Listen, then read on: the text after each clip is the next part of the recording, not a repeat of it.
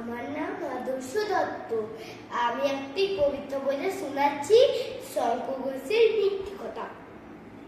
লোকে আমায় ভালোই বলে, দিব্যি চরণ দোষের মধ্যে একটু লেখি, মিথ্যে কথা কই। ঘাটশিলাতে যাবার পথে ট্রেন ছুটছে যখন, মায়ের কাছে বাবার কাছে করছি বকম বকম। হঠাৎ দেখি মাটির মধ্যে চলন্ত সব গাছে এক এক রকম ভঙ্গি ফোটে, এক এক রকম নাচে। ওমা দেখো নৃত্যনাট্য। যেই বলেছি আমি, মা বকে দেখ বড্ড তোমার বেলেছে ভাল্লামি। চিড়িয়াখানার নাম জানো তো? আমার সেজু মেসো আদর করিয়ে দেখিয়ে দিলেন পশুরাজের কেশর। কদিন পরে চুল কষানো দেয়াল শুনে একই ঠিক কবে করে সেই রকমই মূর্তি জানো দেখি।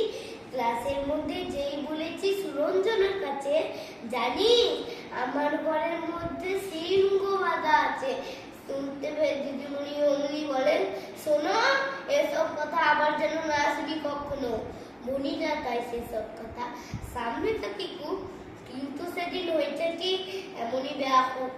আকাশ পাড়ে আবারও চোখ গিয়েছে আটকে, শরৎ মুখে দেখতে পেলাম রবীন্দ্রনাথকে।